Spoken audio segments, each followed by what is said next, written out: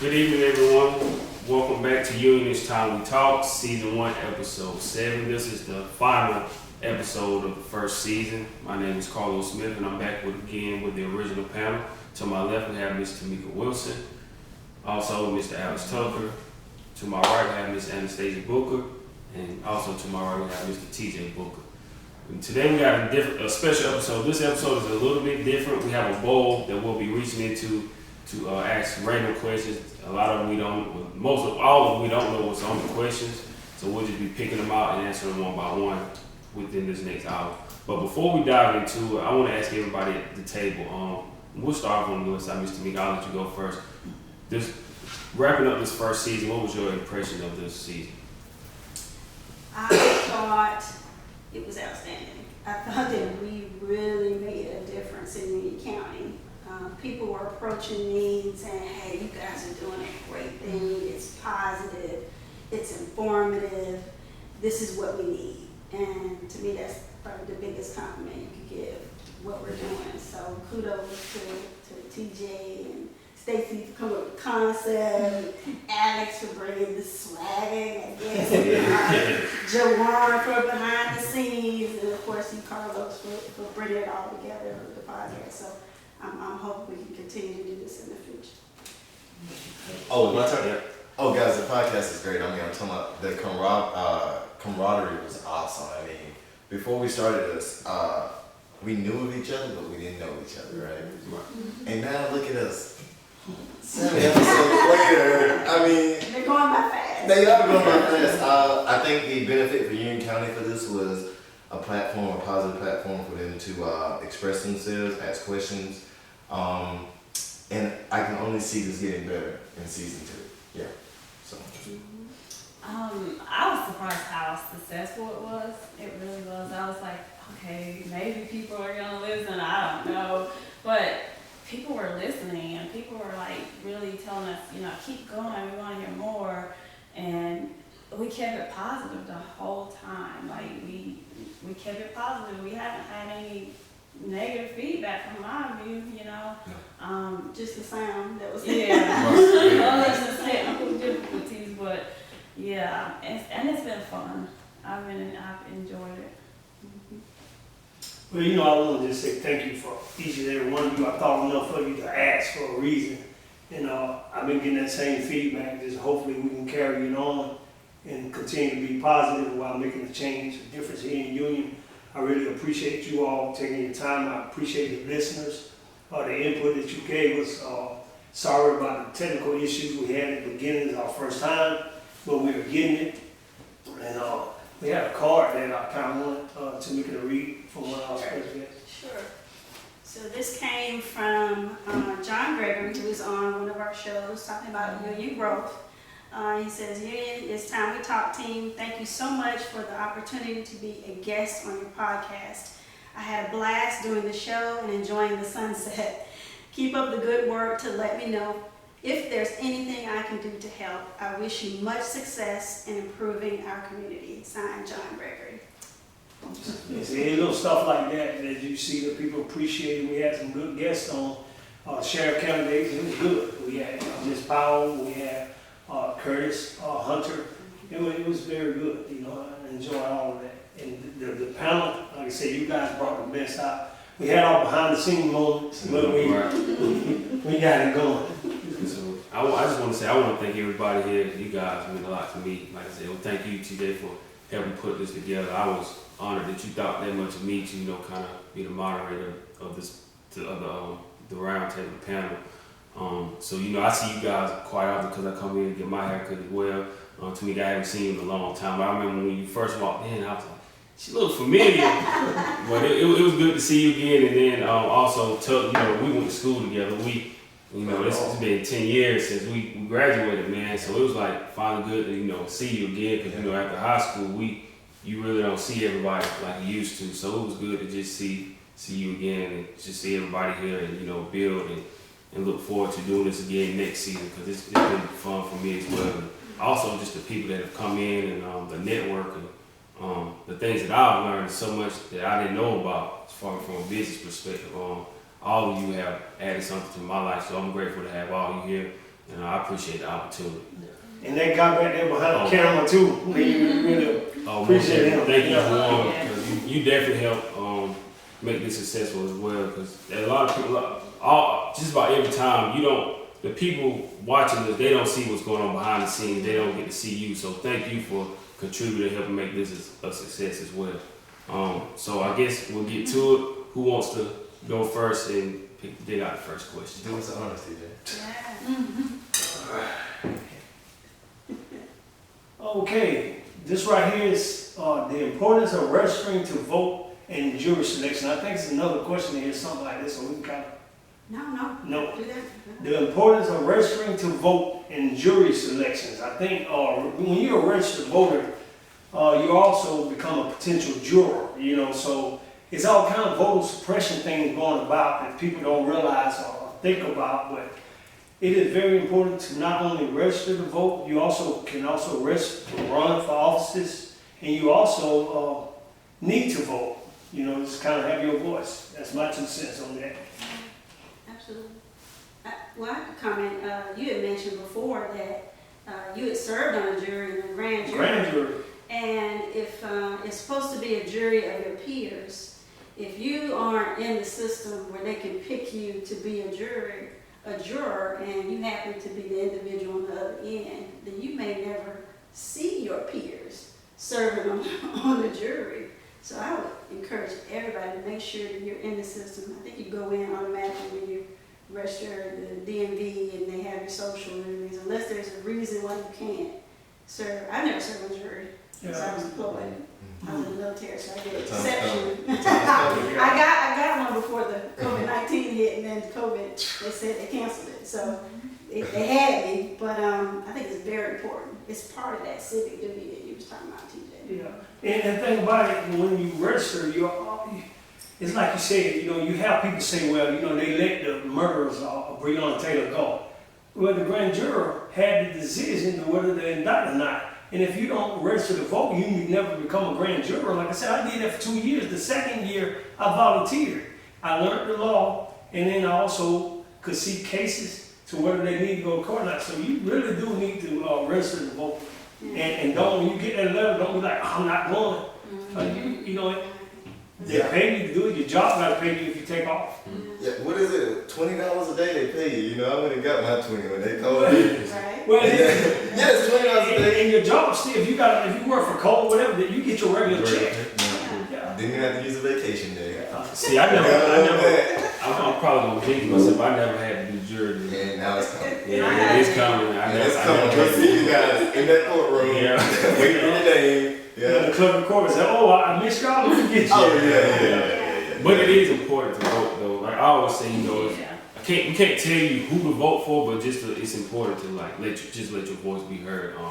It's not up to us. You make your own decision.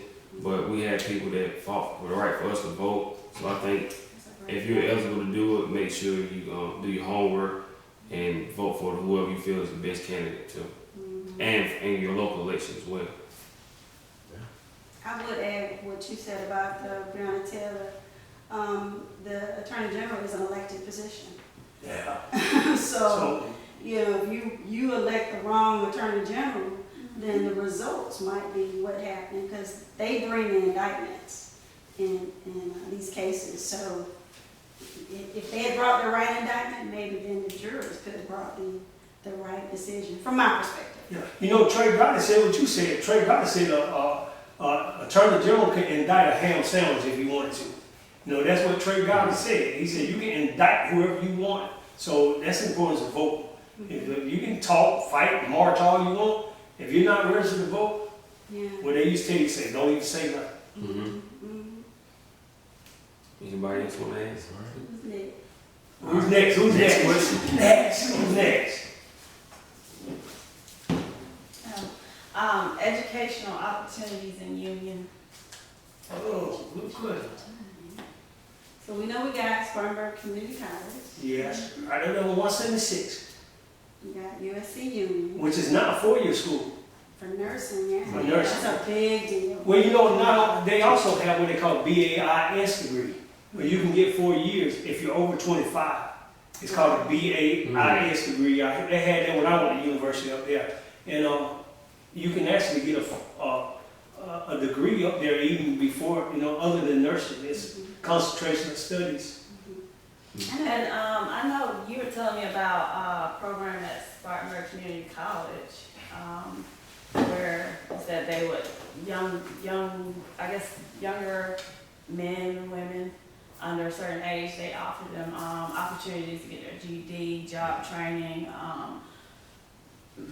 any type of help that they need to come up in the workforce. And, from what you told me, I haven't looked into it, but I did tell a few young people that there are a few opportunities at Spartanburg Community College, because everybody doesn't want to do 4 years, so you can get a trade. Yeah.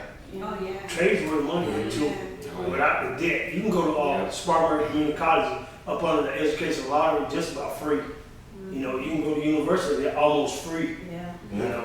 Yeah. But the trick is though, if you do go to the university, do not graduate with an associate's. Because if you get an associate's degree, you can march and all that, but if you get that degree, now you're a college graduate. Yeah. And now your life scholarship and stuff, you lose your money. And a lot of people don't know that. Valuable information. These are the things that people need to And know. I learned it the hard When you way. become a barber, you learn all this stuff. Yeah. I didn't even know that. I went to USC Union, and I did get my associates, and then when I went to USC Upstate, one of those grants I got, I was no longer eligible for it because I was now a graduate.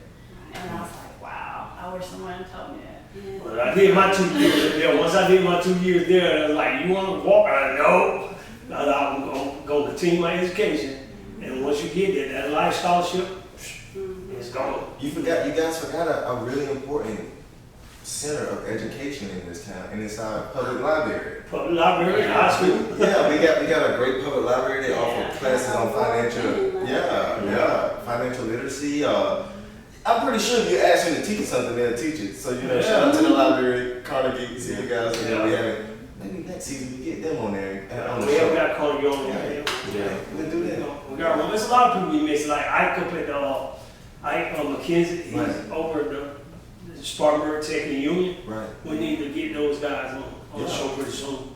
Definitely. You got anything? On I just think we, as far as I think we still need to do more for like the kids that may not go to college, the ones, Yeah. because school is not for everybody. So we need to figure out a way to get those kids who, after they graduate, find something to do while they're in school, like a more entrepreneurship type things. I would love to see them do that, because like I said, when we were in school, they didn't really teach us about entrepreneurship. So something for those kids that already feel like after high school they're gonna be done, like they don't want to go back to school. I feel like we need to have something geared towards them as well, that they want to go in straight into the workforce. That is something I'm personally working on with the Chamber of Commerce and the Small Business Development Center, Spartanburg Community Colleges, many people I can get to contribute to a free, operative word is free, free service, where, young folks can kind of get that too. Back to what AJ said, when he was on, he said, nobody told me that I could go into design, and that's not something maybe you think about with a traditional college. So, and if anybody is listening that will want to help with your expertise, you're a small business man, you have a real estate business, you're an entrepreneur. So we're looking at folks to come in and talk about their experience. And I think that's what young people really want to hear. Like, okay, what's the pitfalls? What are the, the real deal, the stuff you don't know, you don't get in class. Yeah. That's really, I think. And the thing about it, a lot of kids, that's where they get stuck in life, is after high school. What do I do now? If you don't have the parental guidance or a mentor or someone teaching you those things, because everybody don't. I didn't. I didn't have anybody guiding me anywhere. I pretty much got through it my own way. So everybody don't have that. So if sometimes you have to put it in their face where they see it, because they get lost and they get stuck, and then they're, they don't know where to go. You're 30 years old and you're finding out something new, because you didn't know. Absolutely. Yeah. Is it my time to pull from the? Let me do one. Who's next? He's trying to put his on. Nah. Okay. What song would you say describes you and your friends towards the community? One more time. Please. One song. What song would you say describes you and your feelings, or your feelings towards the community? A song. Oh, So I can go first. go first. I will go first. As far as a song, I would like to use the song "We Will Rock You." You know the song "We Will Rock You." Thank you, TJ. Thank you. Just because we're such a strong community, even though we have our differences, we still somehow, some way come together to support good causes such as Union's Time We Talk. And that's just a song that gets everybody up, gets you rallied. So that's one for me. Yeah. That's a I tough go question. next. It hit me. We are family. Ooh. So you put we are Yeah. family. Oh, family. Yeah, that's good. That's a good song. That really hits. Carlos. All right. Yeah. I'll go. For me, I'll say one of my favorite records was from one of my favorite artists, Nipsey Hussle. I would say "Down" is a great. It's just one of those records. He was somebody who did so much for his community. Of course, he had like a passion. He was in the streets, but he turned around, became a successful artist. But the way he believed in his people and brought back some part of his community in Crenshaw, I would say "Down" is great. He just talks about some of like his vision and the things that he saw, and he was just somebody that was so far ahead of his time. And then, unfortunately, in his community, he was gunned down. But I would say "Down" is great because for me, I just look at it like I want to do something to give back and inspire people. So I would say "Down" is great.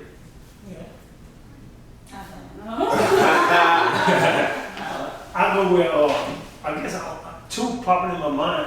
One of them is "Man in the Mirror." I'm starting with the "Man in the Mirror." When we talk about better you got to start with yourself. You got Michael Jackson sung that song. I'm starting with the "Man in the Mirror." You know what I'm talking about. So it takes each and every one of us to make a difference, and you start with yourself. Yeah. And then Jesus loves little children. Oh. Red, yellow, black, and white, they're all precious in His sight. I want to say that because we are all brothers and sisters. And we got to realize that no matter what color we are, we bleed red. So that inspires me to help every person I can here in Union, or no matter where you go.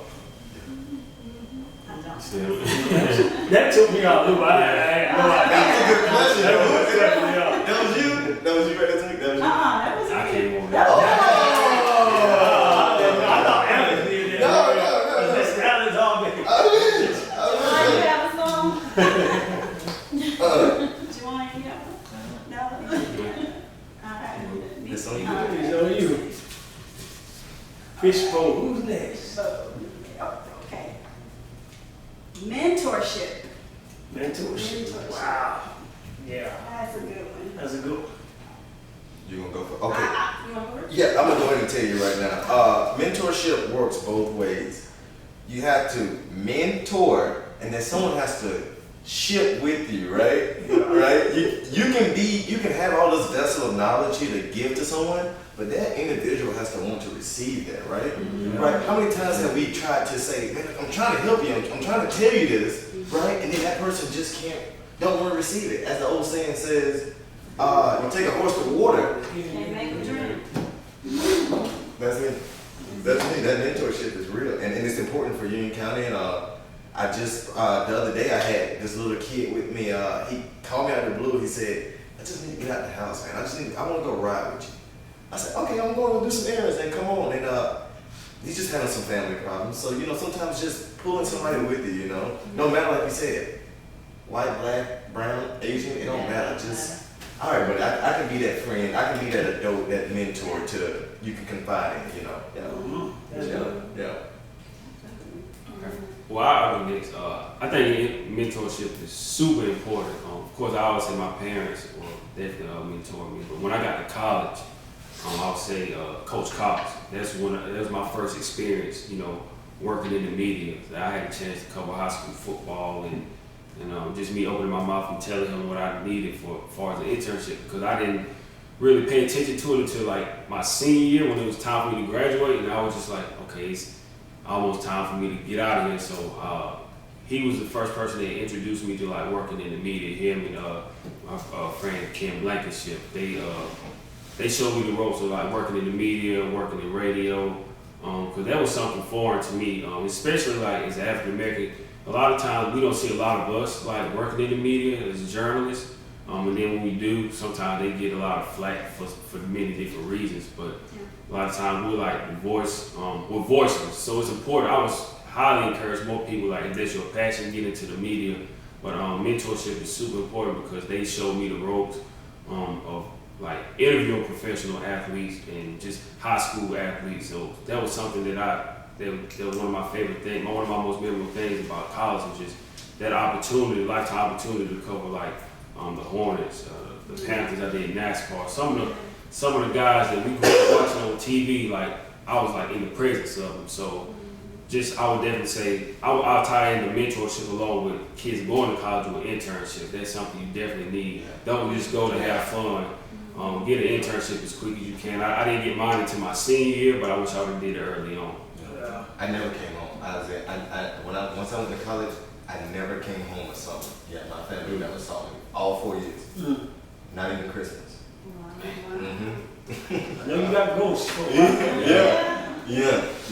I would say mentorship wise in Union, there's a lot of kids that slip through the cracks. A lot of kids that become the troubled youth or things like that. A lot of, working at DSS, I work with foster kids, I work with teenagers, I work with, a few different types of kids. And honestly, they get labeled. They get labeled really fast. And oftentimes, if a child is acting out, it's because something's going on.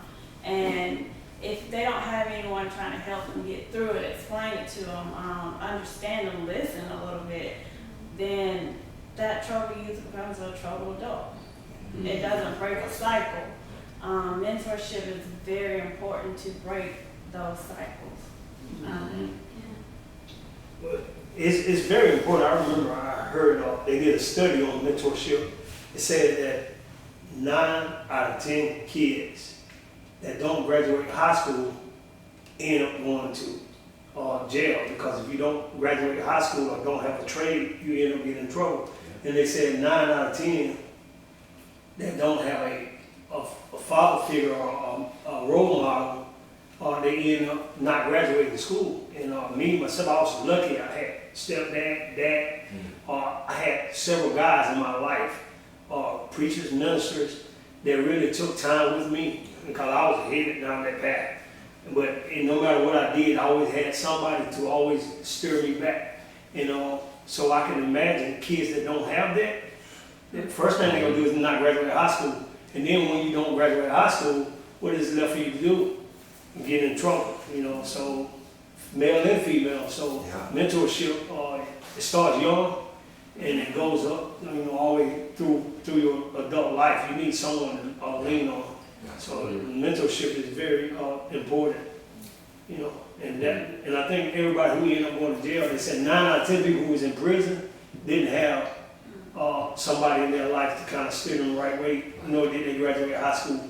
So you can kind of see through the high school, you can see when they start dropping out, you kind of determine 90% of the time they'll end up in the penal system. Because of that. That's the importance of mentorship. I would add, what you said on the back end there about it starts when you're young, but also throughout your adult life. I know I failed because one of the things they don't really tell you is that you need to seek out your mentor. You need to seek out a mentor. Yeah.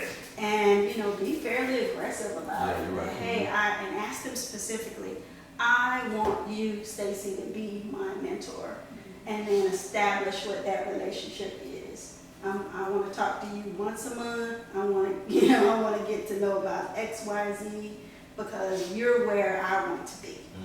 And I didn't do that in part of my military career.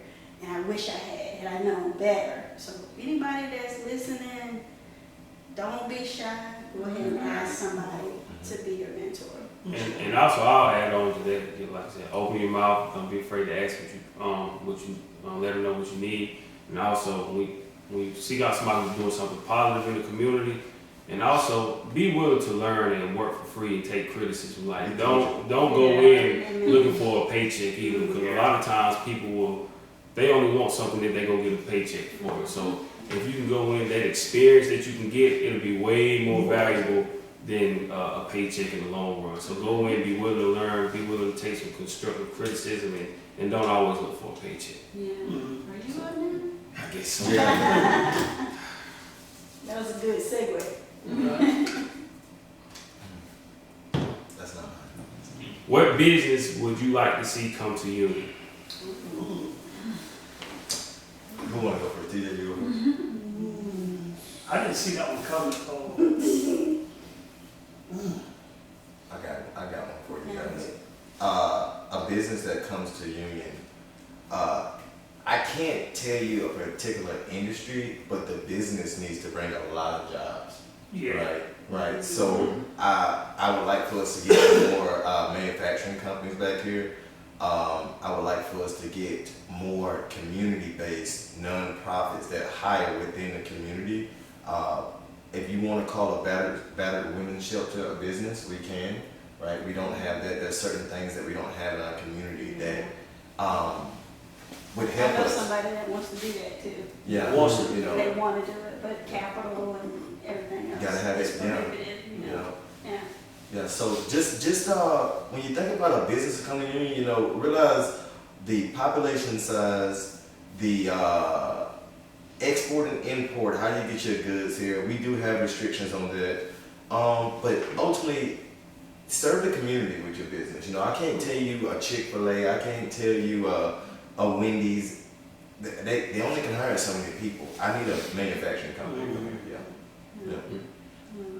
I would think more, and we do need that as well. And for the younger generation, I've talked to a few young people, and they would like to see something, not just say Big E, but something in that Entertainment. I mean, some type of, one big place with a lot of entertainment for them to go, because we have to think, we have kids, we have teenagers. What is there to do? They have to leave. They have to go to Greenville, Spartanburg. It's not, it's not a lot here. Mm-hmm. We have some things, but not a whole lot, so. to like a trampoline park. Yeah, like how Big E has a theater, a bowling alley, arcade, all in one. It doesn't have to be that brand per se, but something around that idea. Laser tag, anything for them to do, something positive and fun. I've heard a lot of young people say that. Something I would say, kind of similar to that. Well, two things. One of them, I would like to see any type of business, something that'll will bring like a good work-life balance. Also, like I understand you have to work, but like the jobs where you have to work 12 hours, 7 days a week. Yeah. It's long Yeah. and it's strenuous, and you don't have time to spend time with your family. Something that's got a great work-life balance. That would be something. And also, something like you said with youth or whatever, like even grown people, I know a lot of people like play video games, so we had like a gaming center, because playing online, a lot of people play online and make a lot of money online now, so if we had like a center like that, maybe it'll keep some of those kids, engaged and off the streets or something like that. So if we had like a gaming center or something to keep those, gaming tournaments, make it fun for them and keep them active and off the streets, something, I think that would definitely help as well. I tell you, I don't know whether this would be a business or not, but what keeps coming to my mind with Hazard Union was I have had a lot of family members who always run into those little small loan companies. I want somebody to come and teach people that if you already need $100, don't go to someone who's going to give you $100 but want you to give them $150 back of your $100. So I don't guess it'll be a business, but the educational system for a school, Spartanburg Tech, they need to take a financial literacy type class, that type of business, a life coach type Ooh. thing, because the last thing you need, if you already need, you didn't pay your light bill, you need $100. So now you're gonna run to one of these little small loan companies to borrow $100, and you're gonna give them $50 back every week for 3 weeks of your own. You giving them your own money back plus another $50 that you didn't have. So my business would be somebody to kind of educate people on how to handle money and that type of thing. Because that hurts you a lot. I mean, when you see all these little Title loans, title loans and all cash, this quick stuff. cash thing. And it's a dead circle. I have had relatives who've been going to these places for 20-something They years. never paid it off, right? Ain't that crazy? Ain't that so high. they got a documentary. That's what hurts. That's what hurts. I had one aunt that I remember. And I don't know how to call her name, but I remember she's like, I owe these people $50 to you. I'm gonna go give them. She's like, I'm gonna go ahead and give them that $50. She came back outside with her own $50 and said, oh, they let me renew my loan. Are you serious? So they just let you borrow another $50 of your own money so you can get them another $100 back. Like, so my business would be some kind of literacy business that teach people to stop throwing their money away like that, you know, because you're going backwards. There's a actual model in India. I think this gentleman, you might have even won like a Nobel Peace Prize or Nobel Prize for economics, and it's microlending. So you know you have a lot of poor people in India, a lot of poor women in India. So what they do is we essentially establish microlending. So instead of $1,000, which is typically what people have to go, they go to title loan in the United States. Yeah. But what if I only need 100? Well, no bank is going to give you $100, right? Well, this bank does. He'll give you $100, and then you pay back minimal interest, and it helps folks start their businesses, just get out of debt or whatever the case may be. And I don't know if that model it really exists in the United States. I think there is a couple of models. What is that online app like that? To pay your cat, give you your paycheck a week in advance or something like that? Chime. What's it called? Chime. Chime. Okay. That's what hurts you. Yeah. You know, like that hurts us. Yeah. And you're right. There are tips and ways to get around to go instead of going and getting this high interest rate on this $1,000 loan where you could just say, let me just get my paycheck a week earlier and then I'll just make ends meet. I'm tell you a little secret that I did when I started off. Like, go to your personnel manager, right, and you tell them, you say, look, I want to start a little, I want to pay my own self child support. So I would tell my personnel manager every week, and just, I never see it, just take it out. Right.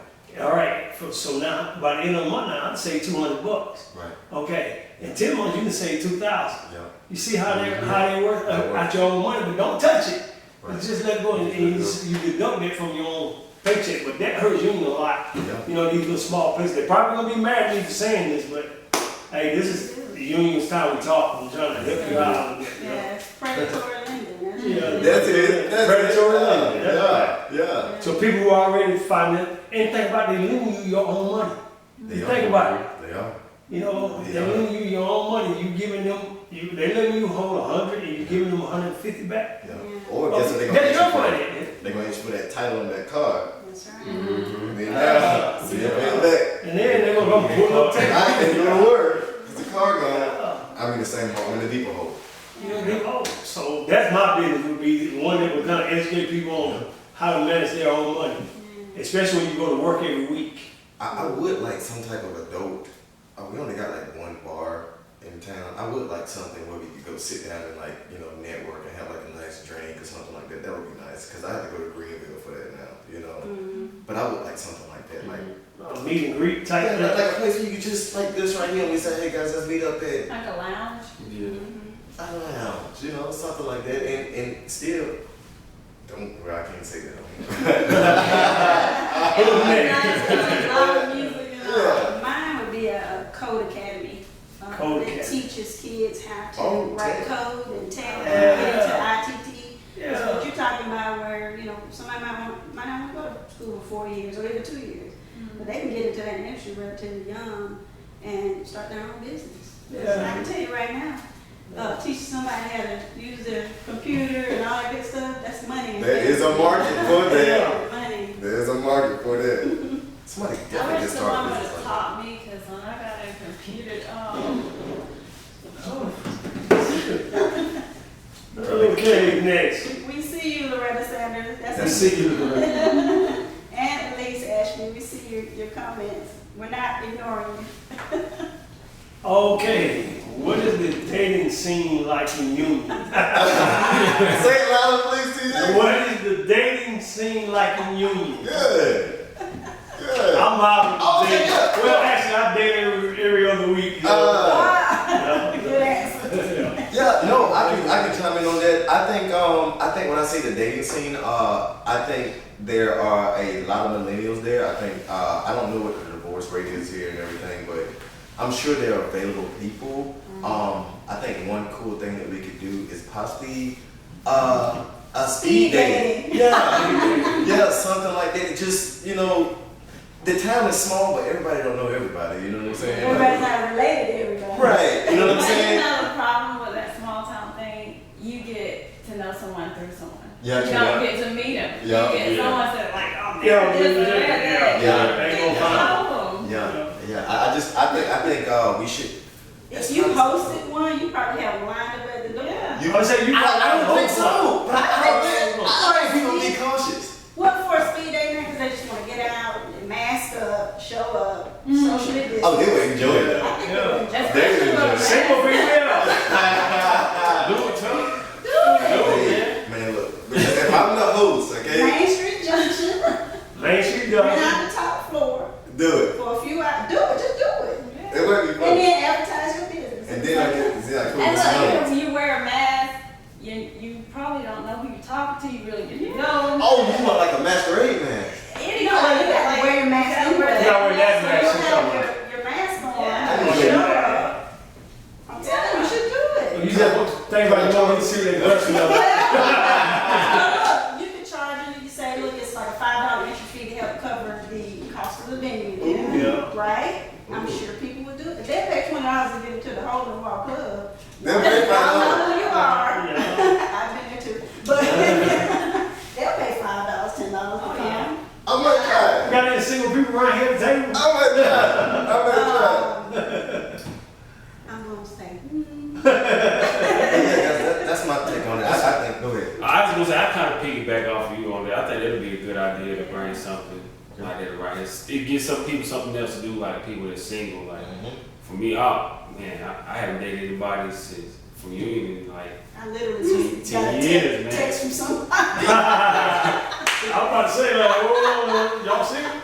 yeah, I'm not really. I mean, when I come to Union, I'm basically here for like a haircut. I'm not. I mean, I'm staying in the country or whatever, but still, I don't know. And I think something like you were saying would be a great idea, though. Yeah. For the folks that are watching live, would y'all be interested in a speed dating, socially distanced speed dating? There's your kind Posted by posted by Alex. Y'all didn't volunteer me. Guess what?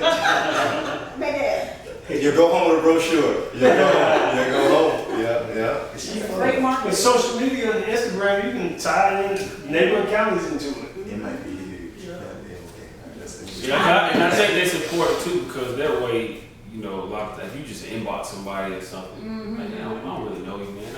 They look at you like you're crazy, but if they in the same environment and you get to interact with them face to face, that'd be totally different than just like something on social media. So, And it's a good idea. if it's not speed dating, then maybe it's just your networking opportunity. You know, for these Yeah. entrepreneurs, you do that, right? Y'all help me. Yes. Well, y'all help me see how I brought you into it now. Look at that. Yeah. You can start me talk on speed dating. I was in this place. Hey, I tell you where you put your first brochure, go to Spartanburg Regional. All those doctors and nurses, Yeah. they're full of women in there. Right. Men, just single people. Yeah. You just gotta put your brochure there, man, I tell you. They come from all over. The traveling nurses come from Columbia. Doctors, nurses. I appreciate it. Put it out there. All right. Well, then, I guess we're going to do it. 2021. I need to work on it. You got time. I'll work on it. Who's next? That's instruction.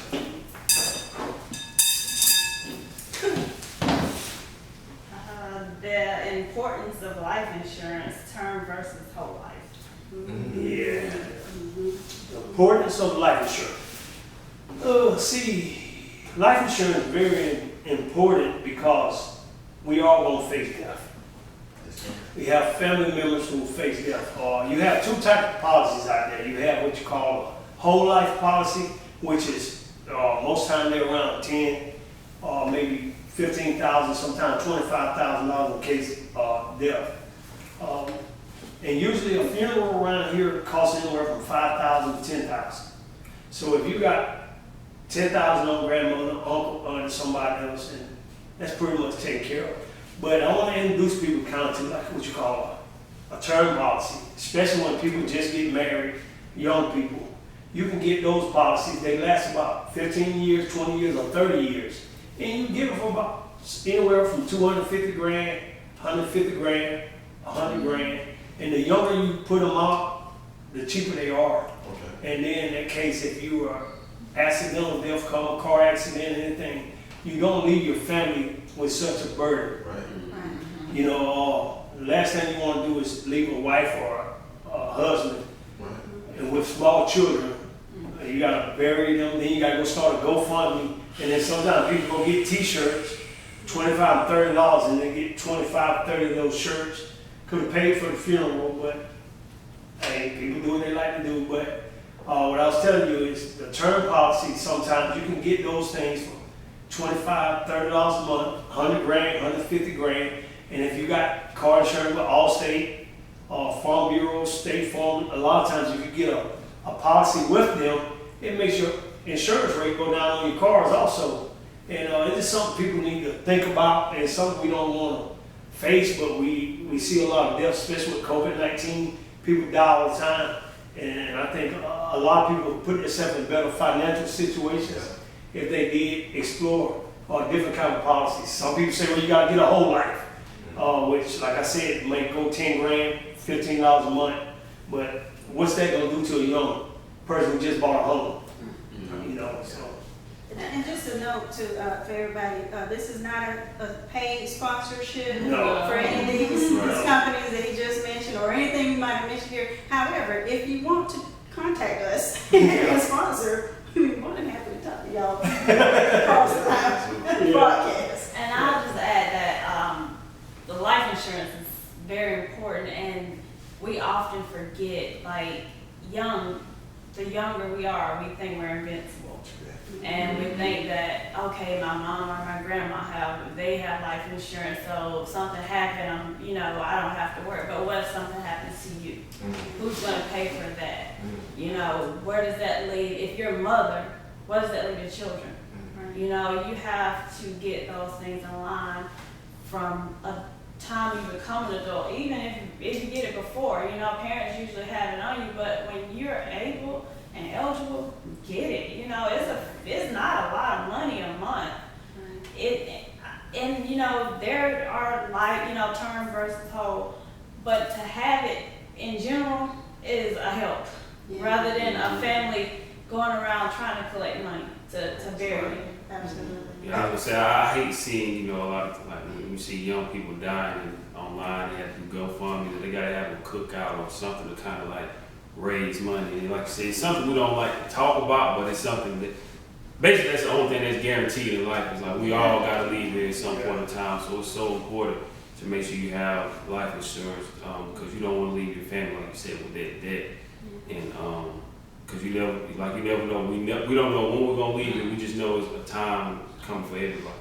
Yeah, no, I agree. I don't have any children yet, nor am I married, but I did leave my little brother's name on my policy. I have 3 little brothers, and they know that, and I was like, you know, if I was to leave this earth, you guys would know what to do to take care of the family. So definitely get that life insurance, because every time you get in a car, you take a risk. Yeah.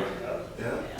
So, That's probably a whole nother episode where we could talk about life insurance, but I would add to that is a will, Yes. a living will. you need that. You need to tell people what you want to have happen to you if you ever go into the hospital. Put it in writing and make sure somebody knows where all your accounts are. Don't be afraid. I know sometimes in predominantly in the black community we don't talk about money. I don't want somebody to know how much money I got, but I need you to know where all my accounts are, so my bills can get paid, so my stuff doesn't go into probate. And it will go there. Right? It will go So I there. passed away, my stuff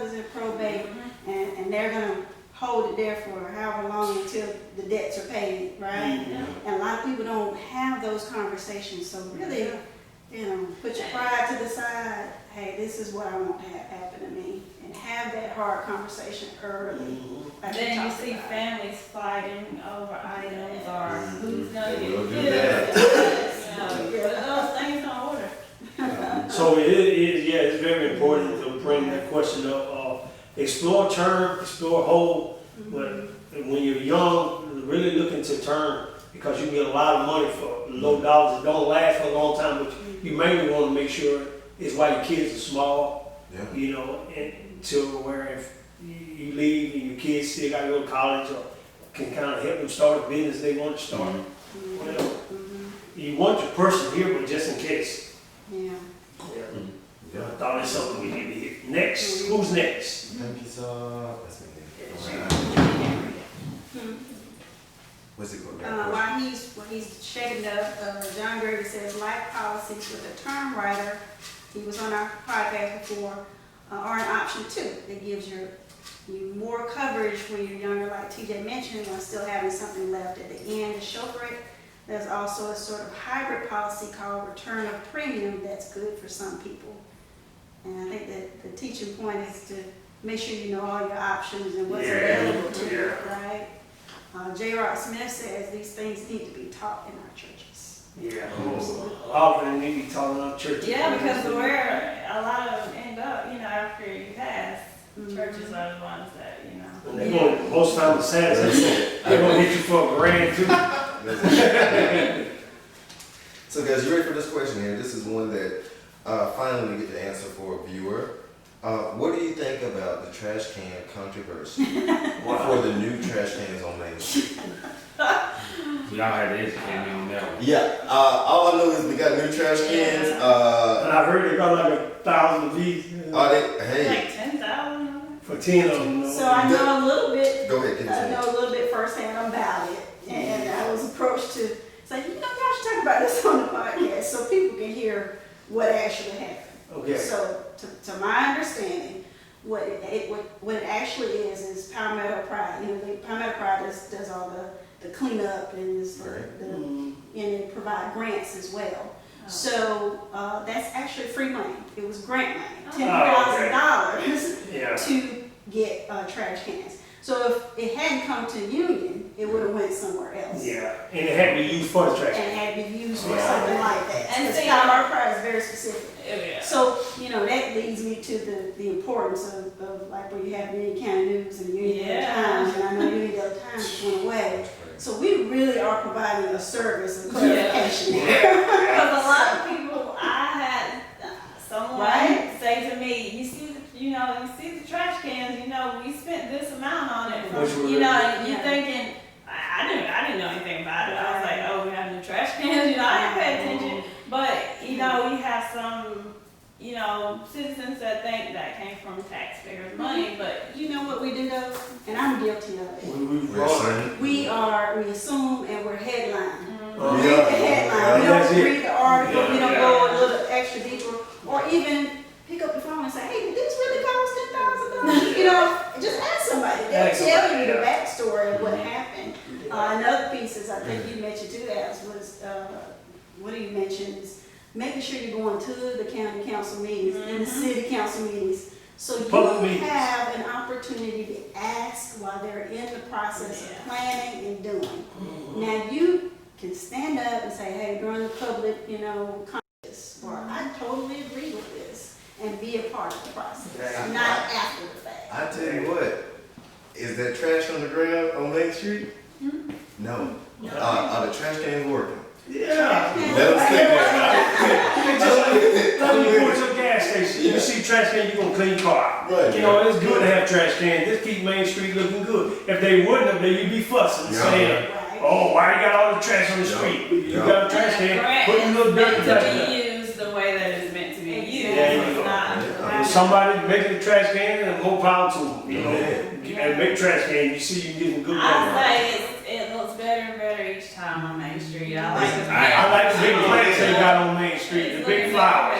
I saw Miss Sparkler, they're pretty up there on Main We Street. doing that, we getting that. We'll get there. Trash cans, paint, all of that. Yeah.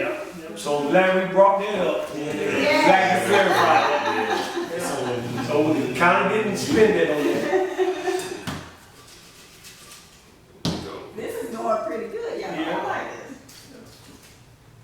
What do you think about Union and USC Union investing in a trolley to connect Main Street, the bypass for tourists? Local? Tourists and locals. Tourists and They'll locals. like it. Wow. Yeah. Great idea. Yeah, so I know that they've done a transportation study in Union County. And, it could be cost prohibitive to have like a whole bus line system or something like that. But I'm thinking about, places that are smaller that actually can have maybe a trolley system. And I'm just thinking if you had something that went from all the way down Main Street and hit all the stops, and a trolley kind of looks cool. You get on the trolley, right? It looks cool, takes you all the way down Main Street, maybe to Exxon, and then the Exxon will take you all the way to Walmart and turn around and come back. A lot of people will be serviced on that corridor that don't have transportation. So, yeah. Yeah, no. Trolley system, yeah.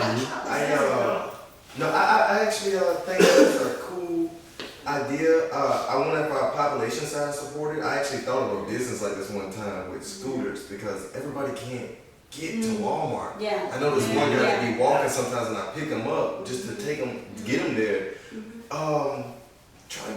I would even say we could do, you have communities that do the golf carts, Yeah. right? If we can legalize where people can, okay, you can ride your golf cart. You actually can on the little streets like that. Right. You probably can't get on 176. Right. Wow. Just. We don't even have a bike lane for bikes, so I mean we gotta get the bikes first and Yeah. then we get to the traffic. We work, we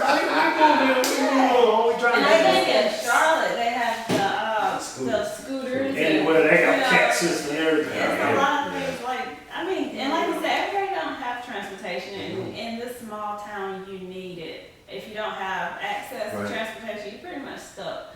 And- We had like one taxi service. Who is here. it? Alpha Omega? Yeah, but you think about it, a lot of people don't realize you can become a Lyft driver or Uber driver and you will actually do good here in Union. So it You know, is you can't accessible do here.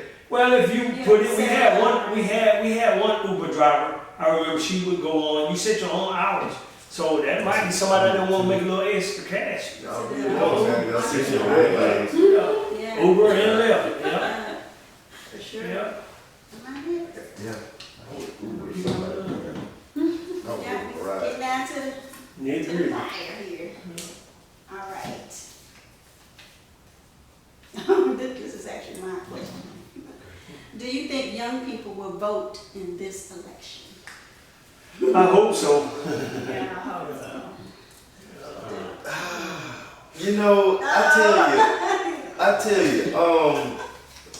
I tell you, bro, this tech is, social media has done a great job at getting the word out. It makes it very visible. But ultimately, you gotta get down to people's character and what they stand for. A lot of people say, "Oh, I ain't voting because it won't count," or both candidates are not great candidates. At the end of the day, you're gonna have to make a choice. Yeah. If you don't have a voice. Like you always say, you lose your voice. And I hope they'll vote. Yeah. I hope it's a trendy thing to do. Yeah. Hashtag vote. Yeah, vote. If you ain't vote, you ain't cool. That's Yeah. right. Yeah. I would say I would hope young people will vote too. I think they definitely need to. If you're eligible to vote, make sure you go vote. It's kind of hard because it's like if you don't really. I don't know if a lot of young people are really motivated to vote because they don't see these candidates doing something for them. So I don't know if they'll really get out and vote. I guess it's kind of almost like you just need. I hate to say less of two evils because evil is still evil. Right. So it's like, I don't know. I just think it's gonna be tough. I hope they vote. Definitely get out and vote for who you think will do the best job. But like I said, social media is a powerful That's all tool. we got right now. But I would just say just get out and vote. I highly encourage all young people, if you can vote, please go out and vote. I know for me, the first time I was able to vote was 2012 when Obama ran the second time. and I seen somebody that looked like me. So that was enough for me to get out and vote because I seen somebody, even though I didn't know a lot about politics at the time, like I still saw somebody that looked like me and I felt like more relatable. Now I see two guys that, from just my personal opinion, and just like I don't feel like they're relatable, and I don't know like what they'll actually. I hope they do great things for the community. But I just remember back in 2012 when I was in the vote, I seen somebody that looked like me, and that was enough motivation for me to get out and vote. And I say vote is very important. Vote local elections, Board. all elections, very important because you lose your voice. And as we say, social media is powerful, and there's a lot of young people who are involved in a lot of movements. You know, we have a lot of young people that have a voice with some inequality, some things that are going on. You know, you have a voice. Use your vote as well. That's a tool. I mean, even if it don't go your way, you did it, you know? And like you said, at the end of the day, someone's gonna be in that seat. Somebody gonna win. Even if you say they're both horrible or they're not gonna do anything, one of them is gonna be in that seat. So it's best to use your vote. You pick that one, yeah. Alright. Get down to the wire. That's my question. Okay. I can tell you what it is. I think we already did this one. Yeah, just go ahead and skip it. It's about where can you go on dates in Union. Yeah. Don't worry about it. You have to do on dates and you. But you know, speaking on that, I told TJ, like business-wise, I think maybe we can bring a nice restaurant here, romantic Nice. vibes. Sit You down. know, I think we went to, was it Newberry, downtown. There's this, you know, this nice little restaurant. It looked like Little something bistro on. Cabanas, I think we talked Yeah, I'm not sure, but I was like, okay, it's something you could have did in Union. You know, they just made it a romantic scene on the inside. They served steak and nice entrees and all that, you know, so. Candle on the table. Or I would like a up on the rooftop type Yeah. thing, something like that. Main Street would be nice if they did, they put one on top of the roof of Main Yeah. Street, something like that, yeah. You know what? Speaking of the dating thing, man, you know, you could do something in the park, put tables out, cater some food, and say, hey guys, this is. Once you buy your ticket, you pay for your meal. There's a nice date for you. Don't worry, let me work on it. He's getting all this content. Let me work on it. I don't want to do serious dating, Yeah, y'all. I'm gonna bring love. I'm gonna bring love to the community. Couple more minutes. Couple minutes. I did slate this to 8:30, by the way, just. Oh, you did? So Oh, we had time there. okay. What do you want your impact to be in the community?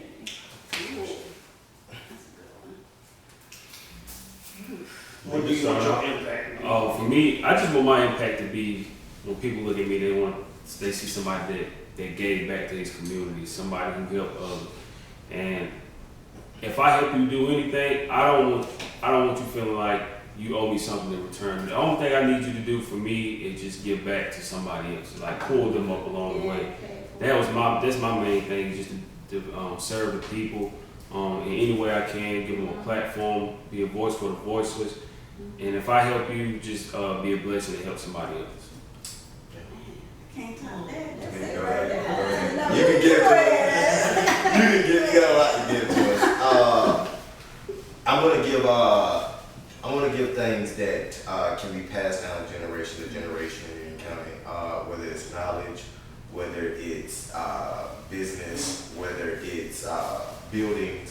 I plan on being here a while. This is my community. Much was given, so I have to give a lot back. I'm just gonna help people in this community. I'm just gonna help them. Yeah, that's what I'm gonna do. Help. Yeah. And you'll see that soon. Yeah. Yeah. Good. I would say that I could emulate anybody. It would be my parents. And my mother and father are very generous with their time, and they're just giving people. And I think that's how people know them. So I would like to be remembered like them. And we joke at home, we call it their missionary work. Right? They're always doing something for somebody. And it's not for accolades, it's not for, to shine. So I want to be like them and be remembered for that. I would say support. I want to be, my impact to be that support that is needed. A cheerleader pushing you to do the best. Everyone, each one of us. And holding those accountable that need to be held accountable. Making your home the best place it can be. You want your home is, like we say, when you go to your house, your home. Your home is supposed to be your peace, your place that you go to and you love. Union is our home. It's supposed to be our peace. It's supposed to be a place we love. Put pride in union. I hope that we can impact with a show, Pride in Union.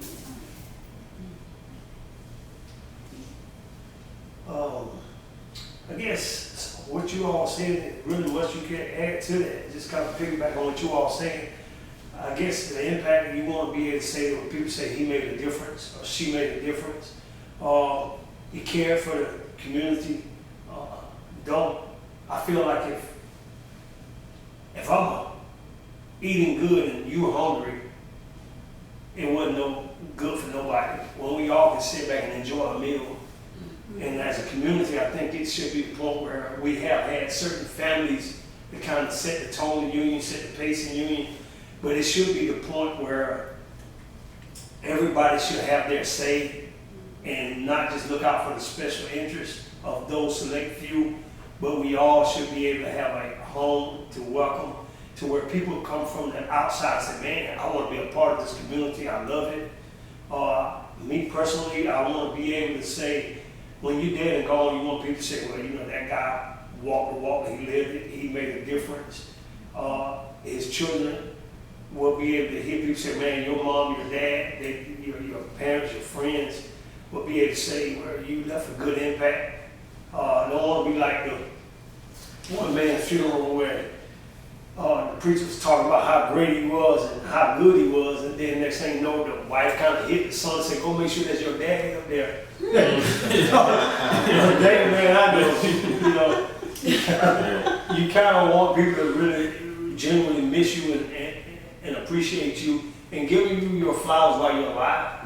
Give each other flowers while they're alive. Yeah. So when they come up to us and say, well, we like what you're doing with this show, and when you guys say y'all like being a part of it, that means the world, that's starting living it right now. Don't wait till we're gone and dead. Let's do it now. That's my That's a great question. That was good. Who's next? Who's next? Get down to the That last few. Yeah, maybe too much shuffle there. All right, let's see. Home ownership versus project. Oh, versus the projects. Oh, the what you said. Yeah. Like public house. public. Okay. Yeah, I'll let you guys speak on it, then I'll speak on it, yeah. I can speak on it. Public housing, I grew up in public housing at a young age, Then my mom had a house built, so I saw both sides. And in public housing, I realize some people who don't live in public housing, they think, oh, you get everything for free, and and life is great. And then those who live in public housing, they're embarrassed, I don't want to live here. I want a yard. I want to have whoever at my house. I want to, it's not your home. It's public housing. There's rules and regulations. They can tell you who can stay there, who can't. They can come in and do, and check your house or whatever they need to do. It's supposed to be a help, a lift up to get where you need to go. It's not supposed to become a home. It does oftentimes become a home. And I was saying that, why is it that when you go to Spartanburg, their public housing looks like apartments? Like you can't tell. And then ours are like these brick and mortar buildings. Very that, cool. that name project comes from the project that they put out, and it was kind of people get mad when you say stuff like this. It's a systemic racism type thing, which it was built to kind of like say if a mother lost her husband and a man lost his wife and they had kids, you could go stay there until you get back on your feet. But it's kind of built now to where it's a free place to stay. As long as you don't live there, you can like Chambertown for instance. So we'll say Chambertown or Horseshoe or the projects over here on what's called Bonneville Road. Mm-hmm. All those projects and stuff like they're kind of glorified in songs and music, but 70% of all Americans, white Americans, own their own homes. Only 30% of black Americans own their own homes. Since I've been growing up, I saw the first two projects I saw was Horseshoe. My great grandmother lived there on Horseshoe Circle. My mother's grandma lived there, and my aunt lived in the, I had a lot of family members that stayed there. But it's kind of designed to keep you in a position. And when you become a homeowner, you get to be married, you get to have children. But when you're living in the projects, you're told your income got to be a certain amount. So the dad comes, but he got to leave. And the more children you have, the longer you get to stay. So it's kind of something that kind of hurts the community. And who makes money off that? The government, So, like you call Chambertown, you call it a town, but what grocery store in there? What funeral home parlor? What hospital in there? There's nothing a town about it. You had a town in Tulsa, Oklahoma, but guess what happened? They burned it down. And how important was that? You had places like Eisentown, Jeter's, Santa.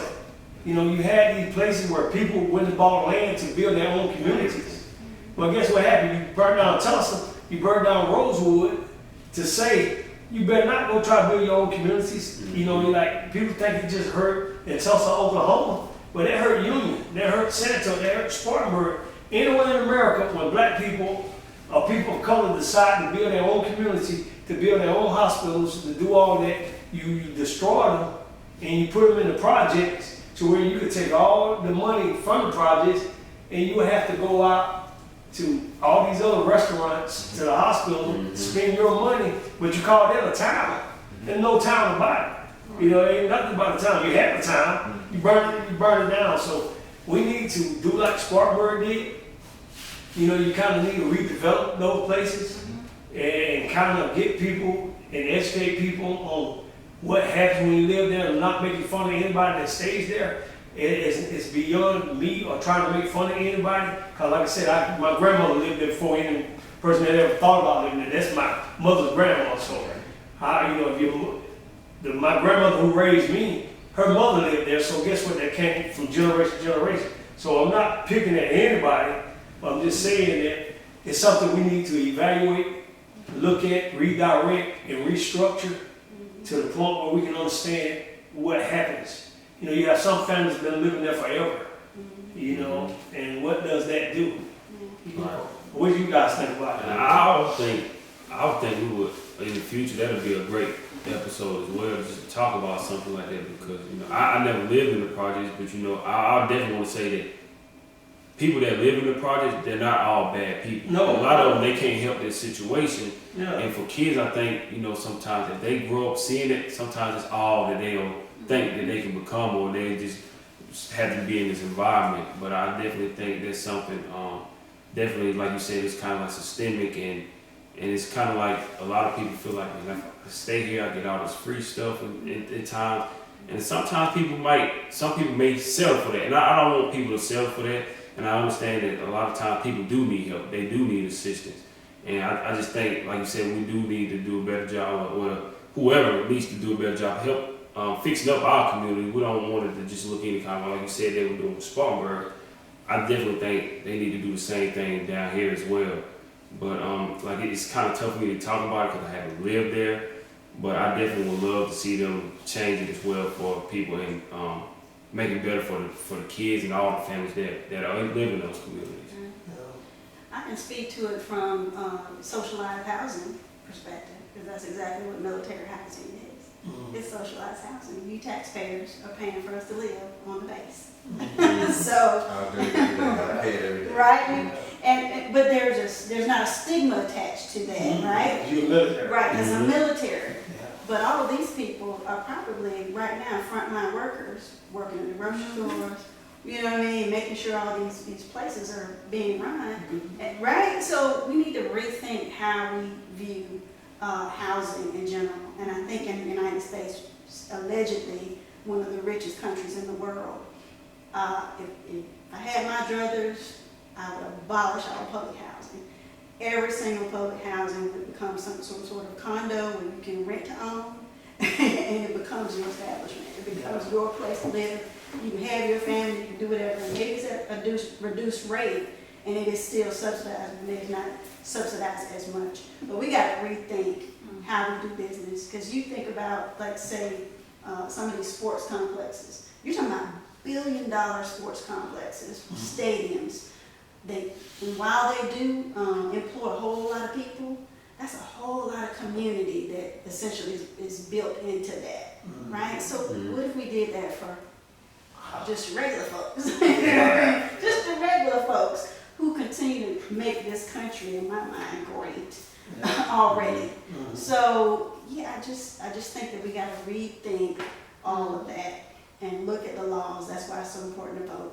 The people who are making those decisions that, oh, well, you got to meet these requirements in order to live here. Right. Why is that? But I don't need these requirements over here?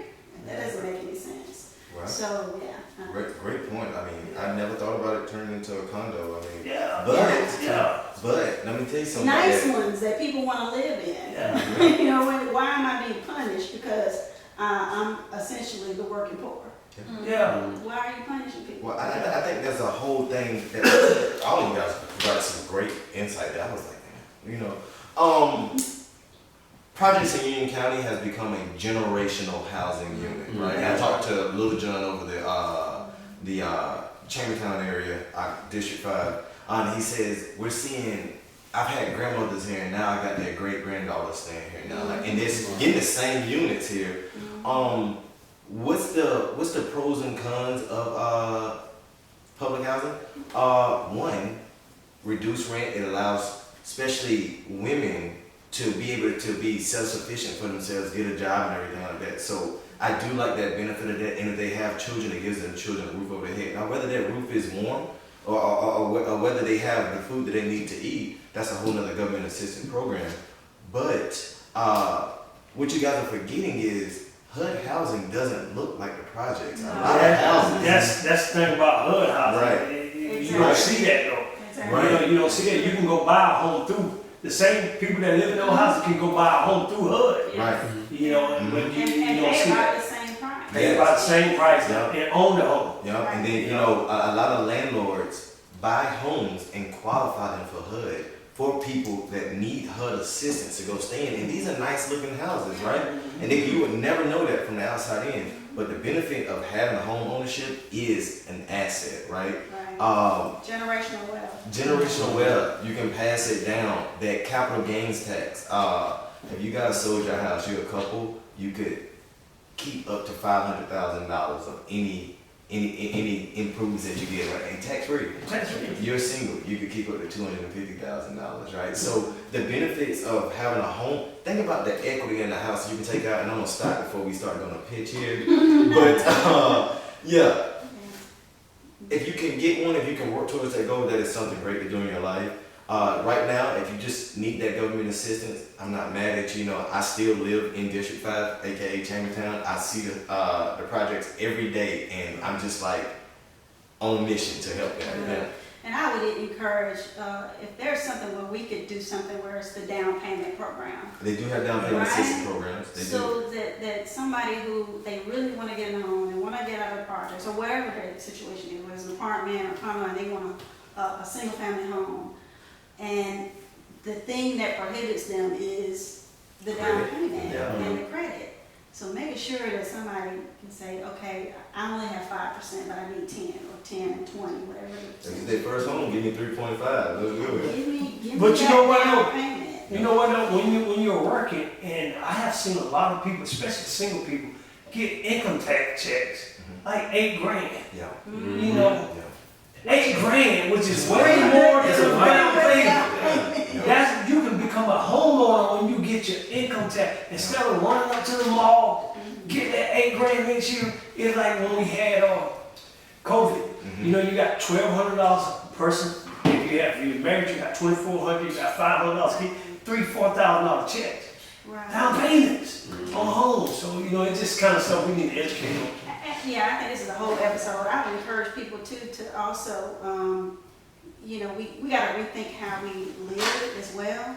A lot of other cultures, the whole family, the extended family, lives in the house. So it's a big house, It's right? big, yeah. But mom and dad, the grandparents got their own, you know, in-law suite, right? Yeah. The kids have their suite. You know, everybody's under the same roof, and they are sharing the burden of Wi-Fi. mortgage and Wi-Fi and everything, Telephone. and living really well. And we got to think, because you know, I think that's the perpetuation. Hispanic culture is that. But what do black people say though?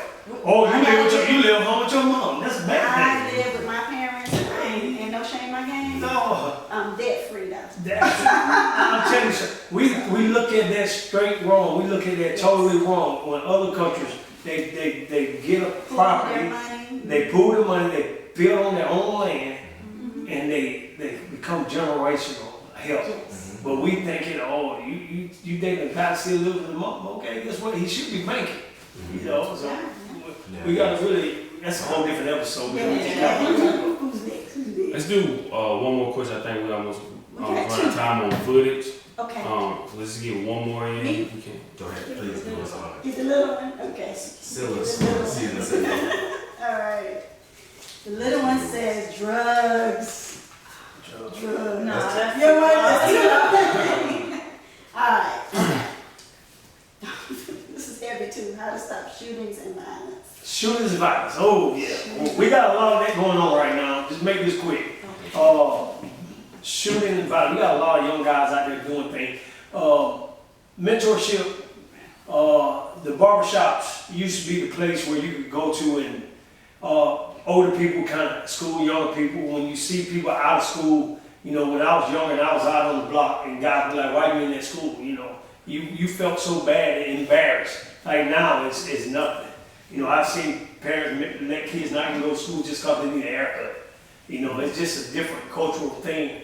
Some of these things where the barbers who are usually the mentors of the community, the fashion designers of the community, the people of the community used to be the country club. But now, you know, a lot of places got out of that. I think we need to get back into that. We need to set these examples for these little younger kids. Conflict resolution, how to deal with people.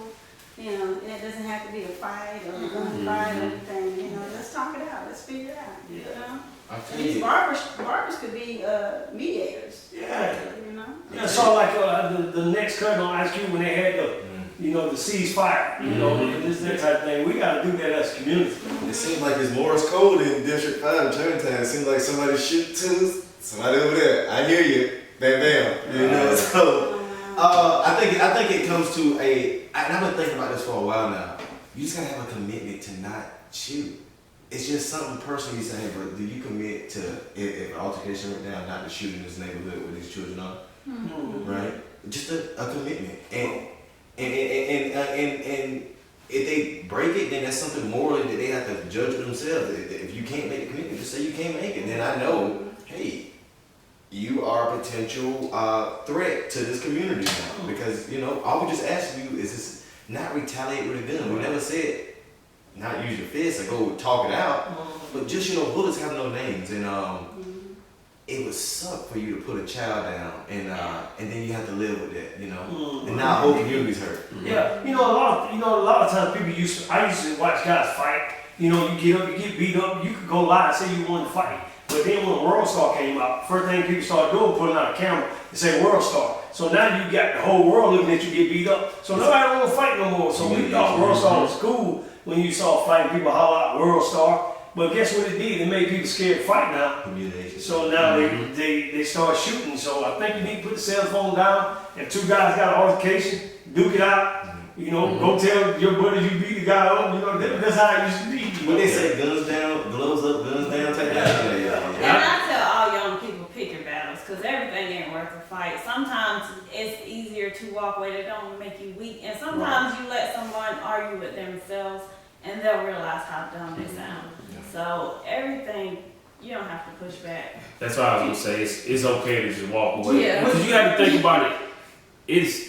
Ask yourself, is it really worth it? Because if you take somebody's life, that family's got to deal with the pain and trauma, and then also your family, like your parents, your brothers, sisters, your children. So you just have to think about, is it really worth taking somebody's life or fighting or going to jail? Is it really worth it and all the consequences that come with it? And these people are our family. You know, like it ain't nobody I can shoot from Jonesville who I'm not connected to. Nobody I can shoot from Carlisle, Santo, Jamestown, Horseshoe, Cherokee Estates. You connected some kind of way, you know. So Put that energy in making this county a better place. Put that energy in voting. Put that energy in all of, you want to fight through those ways. You know, it's other ways to fight. You think music got a lot to do with that now? You know. I think it's a respect thing. I think it's not knowing how to publicly address situations with words instead of using violence to show force and show that I'm bigger than you. Yeah. I think music. I don't like to put it all on music because there are some. We're just fighting like we don't even understand what we're doing. Like just paraphrasing what he was saying, but I don't like to put it all on artists. Yes, they have a lot of influence, and I think a lot of them are. My biggest issue with that though is that some of the artists that portray a lifestyle and they don't even live it. That's my biggest pet peeve about it. Like you doing all this. Yeah, they don't live It's just it. like Future. He always portraying drugs and alcohol, and he don't even do neither one. Right. You Yeah, know? that's my biggest issue with it. But there are some at the same time. There are a lot of artists that are socially conscious, and it's a shame to me sometimes that those artists don't get the recognition that the artists that do all the other things portray the wrong image. They don't get the necessary attention that they deserve, like artists that are socially conscious. So, but Before we close, can I talk a little bit about Saturday? Okay, all right. So I'm gonna put my cap on, Union County Democratic Party Chair hat. All right, and I invited the esteemed panel, along with Across the Line podcast, to come out to the Union County Democratic Party drive-through block party and meet the candidates. So you guys can do that, because there was a question about, are we going to get to talk to any additional candidates, right? So we're setting up. I'm going to ask you, maybe you can bring your round table, because that's kind of your signature here. You can sit on top, if you don't mind. We're going to have it set up where you guys can do interviews of all the candidates that are going to be there. We're going to have Republican, Democrat, and most importantly, we're going to have Mo Brown. He's coming back. He's running for 5th Congressional District against North. All right? So, What time is this? oh, I'm sorry, it's from 2 to 6 o'clock. So if you guys, on Saturday, Saturday coming, the whole block party. If you come 2 to 6, I sent you two, I think, the flyers. I'll make sure you guys get it too. We'll have everything set up for you. You just bring the table and your equipment and you'll be able to go. You can do them individually. And we do have the candidates, like say for one of the districts, District 6 for the county, all 3 candidates that are running are going to be there. So you can kind of really get into it, check their viewpoints. So What location? it's going to be at the Elder Belong Community Resource Center, right across from the courthouse. Inside or outside? Outside in the parking lot. Okay. The weather's been pretty good, so it looks like we're going to have a good day. So I would say be there by 3:30 so you can set up. okay. All right, and we'll take care of it. So if anybody is listening, if you can't make it out, you want a social distance, we will have the Facebook Live going with you guys, and we're going to also have some other Facebook Live going with PCDP folks on our page, so that all candidates get a chance to get in front of the camera. So we're looking forward to this Saturday. Before we get out of here, does anybody else have any feedback as we wrap up season 1? I enjoyed it. Yes, It yes. was fun. Can they hear it very well now? I think so, yeah. Okay. Well, I just want to say thank you guys again. Thank everybody at this table. Everybody who tuned in and joined us. Thank you. We appreciate it. We appreciate all the love and support. This has been fun. Hard to believe this first season wrapped up so quickly, but it's been a great ride. I got a chance to learn. Hope you guys enjoyed this. If you missed this episode, be sure to tune in. You can go back and watch it on Amazon Music, iHeartRadio, Spotify, Pandora Radio, and iTunes as well. It's my website, Carlos K. Smith. So until next season, hope you guys enjoyed it. This is You and It's Time We Talk, Season 1. Thank you for joining us.